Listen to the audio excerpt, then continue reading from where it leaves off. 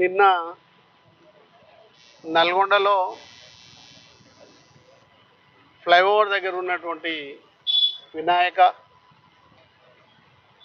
విగ్రహాన్ని పానగాల దగ్గర పోయినప్పుడు నిమజ్జన కార్యక్రమంలో అక్కడి నుంచి నార్కట్పల్లి ఇక్కడ నల్గొండ ఇద్దరి మధ్యలో నిమజ్జన కార్యక్రమంలో నల్గొండ వినాయకుడిని నిమజ్జనం చేసేదనే దాని మీద కొద్దిగా నార్కట్పల్లి వాళ్ళకు నల్గొండ వాళ్ళకు గలాట జరగడం, మాట పెరిగి కొట్టుకోవడము. అక్కడ పోలీసు వారు అత్యుత్సాహాన్ని చూపించి వాళ్ళని వీళ్ళని ఇద్దరిని కొట్టుకుంటూ అంతల్లే మన వాళ్ళు కూడా వాళ్ళని వీళ్ళని కూడా సముదాయించి ఒకరిని మాట్లాడించి జరిగిపోయినటువంటి దాని మీద సారీ చెప్పించేసి ఇది సద్దిమణిగినటువంటి తర్వాత నల్గొండకు సంబంధించినటువంటి టూ టౌన్ పోలీస్ స్టేషన్కి సంబంధించినటువంటి సిఐ రాఘవరావు, అదేవిధంగా ఎస్ఐ చిరంజీవి అని ఇన్ఛార్జిగా వచ్చిండు ఆయన, ఇద్దరు కలిసి పిటిషన్ దారి నేను పిటిషన్ ఇస్తలేను, మేము ఓకే జరిగిపోయినటువంటి దాంట్లో మేము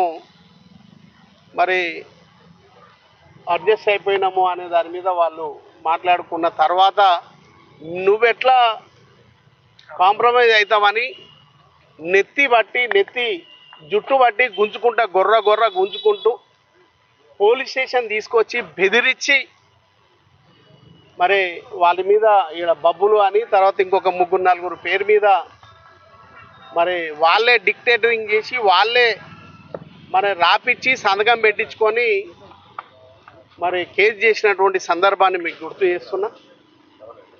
ఆడికి కూడా డిఎస్పీ గారితో సైద్ రెడ్డి గారు మాట్లాడిన క్రమంలో ఏదన్నా ఉంటే రేపు పొద్దునట్టు మాట్లాడదామని కూడా డిఎస్పీ గారు చెప్తే పంపిస్తామని చెప్పిండ్రు. కానీ ఒక ఆంధ్ర సిఐ ఈ నల్గొండలో ఉండి నల్గొండలో శాంతియుతంగా ఆనందంగా ఉంటే ఓర్వలేని తనంతో ఇక్కడ అనవసరమైనటువంటి గొడవలు సృష్టించడానికి ఒక ఆంధ్ర సిఐ నల్గొండలో డిస్టర్బ్ చేస్తున్నటువంటి సందర్భాన్ని గుర్తు చేస్తున్నా. మొన్న నెంబర్ 1 విగ్రహం దగ్గరికి పోయినప్పుడు కూడా పాత బస్సులో నెంబర్ 1 విగ్రహం దగ్గర పోయినప్పుడు కూడా అదే సిఐ అక్కడే నన్ను ఆహ్వానించిండ్రు విగ్రహదాతని, అన్నిటికి సంబంధించినటువంటి వ్యక్తిని నేను ఆడికి పోతే నా బండి ఆపి డిస్టర్బ్ చేసినటువంటి కార్యక్రమాన్ని కూడా మీ అందరు కూడా తెలుసు, నల్గొండ పట్టణ ప్రజలందరూ కూడా తెలుసు. ఆ రోజు ఎంత పెద్ద ఇష్యూ అవుతుండనో ఒకసారి ఆలోచన చేయాల్సినటువంటి అవసరం ఉంది. దాన్ని దృష్టిలో పెట్టుకొని ఏదో రకమైనటువంటి కేసులు బీఆర్ఎస్ పార్టీకి సంబంధించిన నాయకుల పైన కేసు చేయాలనే ఆలోచన. అదే ఇంటికి సంబంధించినటువంటి ఇద్దరు బ్రదర్స్, బబ్బులు అంటే ఆయన బీఆర్ఎస్ పార్టీకి సంబంధించిన ఆయన, వాళ్ళ ఓన్ బ్రదరు కాంగ్రెస్ పార్టీకి సంబంధించిన ఆయన. బబ్బులనేమో కేసులు ఇరికిచ్చి రాత్రి నుంచి కొడతా ఉండ్రు, వాళ్ళ బ్రదర్నేమో కాంగ్రెస్ అయినందుకు ఆయన పంపించింది. నేను డిఎస్పీ గారిని అదే అడుగుతున్నా, న్యాయం చేస్తున్నారు కదా, ఇద్దరు అన్నదమ్ములే కదా, ఆయన కాంగ్రెస్ ఈయన బీఆర్ఎస్ అయినంత మాత్రాన ఇద్దరికి ఒకటే న్యాయం ఉండాలి. ఆయన పంపించినప్పుడు ఈయనను కూడా పంపించాలి. ఈయన ఒక్కరిని ఎందుకు రాత్రి నుంచి మీరు కేసు కొడుతున్నారు లోపల పెట్టిందంటే అక్కడ సిఐ డిఎస్పీ మాట వినకపోవడం అనేది ఇది మంచి పద్ధతి కాదు. ఇలాంటి పోలీస్ మొన్న జరిగినటువంటి వినాయక నిమజ్జన కార్యక్రమంలో పోలీసు వారి అత్యుత్సాహం ఏ విధంగా ఉందో నల్గొండ యువకులు కానీ నల్గొండ ప్రజలు కానీ గమనిస్తూ ఉన్నారు. ఒక కాంగ్రెస్ పార్టీకే 3 రంగుల కండువా వేసుకొని మొత్తం కాంగ్రెస్ పార్టీ అన్నట్టు వ్యవహారం చేస్తున్నటువంటి సందర్భాన్ని నేను గుర్తు చేస్తున్నా.